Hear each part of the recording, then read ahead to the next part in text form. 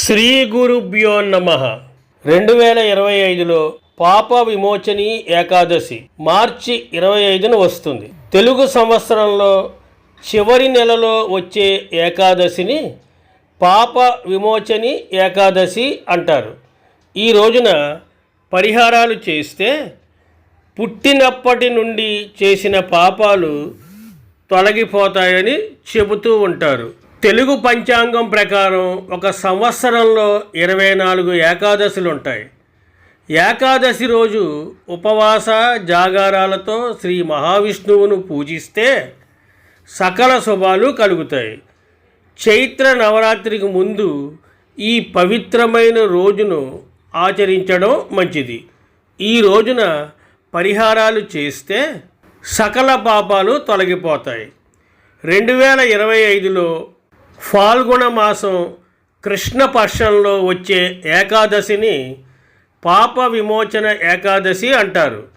పాపాలను పోగొట్టే ఈ పాప విమోచన ఏకాదశి ఈ సంవత్సరం ఎప్పుడు వచ్చింది, ఆ రోజు ఎలాంటి పూజలు చేయాలి, పాప విమోచన ఏకాదశి వ్రతఫలం ఏమిటి అనే విషయాలని ఇప్పుడు మనం తెలుసుకుందాం.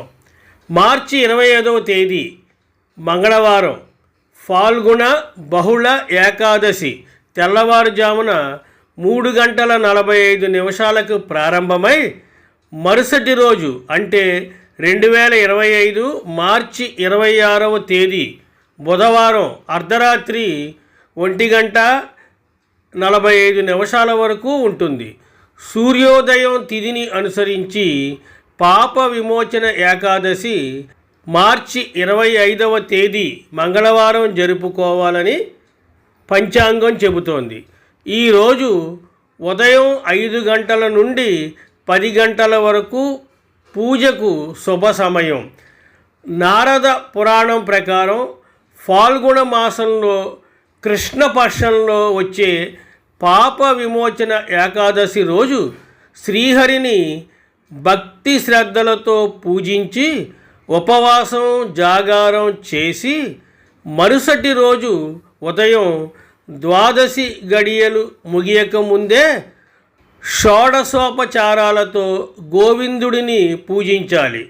పాయసాన్నం ప్రసాదాలు నివేదించి ఆ తర్వాత బ్రాహ్మణులకు భోజనం పెట్టి అనంతరం సోదరులతో కలిసి భోజనం చేయాలి.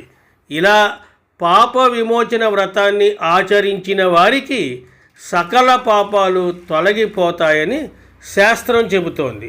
అంతేకాదు, పాప విమోచన ఏకాదశి రోజు ఉపవాస దీక్షను పాటిస్తే అనారోగ్య సమస్యలు రోగాల నుండి విముక్తి లభిస్తుందని, సంతాన సమస్యలు తొలగిపోతాయని విశ్వాసం. ఈ ఏకాదశి వ్రతాన్ని ఆచరించిన వారి మానసిక సమస్యలన్నీ దూరం అవుతాయని, ఉపవాసం ఉండేవారి సకల పాపాలు తొలగిపోతాయని ఒక నమ్మకం. ఈ పరిహారాలు చేసినట్లయితే శ్రీహరి అనుగ్రహం వారికి లభిస్తుంది. పాప విమోచన ఏకాదశి రోజున తెల్లవారుజామునే నిద్రలేచి బ్రహ్మ ముహూర్తంలో స్నానం చేసి ఉపవాస దీక్షను ప్రారంభించాలి. ఆ తర్వాత ఇంట్లో పూజా గదిని శుభ్రం చేసి శ్రీహరి లక్ష్మీదేవి విగ్రహాన్ని లేదా ఫోటోలను ప్రతిష్ఠించాలి. శ్రీహరికి అభిషేకం చేసి లక్ష్మీదేవికి పూలమాల సమర్పించాలి. విష్ణువు పూజలో తులసి దళాలు తప్పనిసరిగా ఉండాలి. శ్రీహరి అనుగ్రహం కోసం శ్రీ విష్ణు సహస్రనామ పారాయణ విధిగా చేయాలి. అనంతరం విష్ణువుకు ప్రీతికరమైన చక్కెర పొంగలి, అరటి పండ్లు, కొబ్బరికాయ వంటి నైవేద్యాలు సమర్పించాలి. పాప విమోచన ఏకాదశి రోజు సాయంత్రం సమీపంలోని విష్ణు ఆలయానికి వెళ్ళి విష్ణుమూర్తికి తులసిమాల సమర్పించాలి.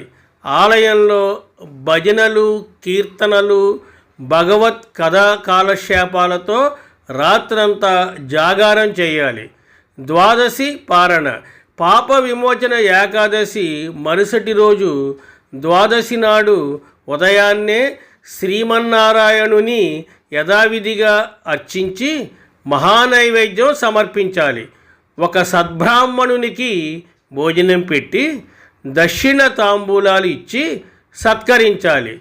అనంతరం భోజనం చేసి ఉపవాసాన్ని విరమించవచ్చు. పాప విమోచన ఏకాదశి వ్రతం ఆచరించిన వారు విష్ణువు ప్రీతి కోసం అన్నదానం, వస్త్రదానం, జలదానం, గోదానం చేయడం శుభకరం. ఓం నమో నారాయణాయ నమః. స్వస్తి, శుభమస్తు.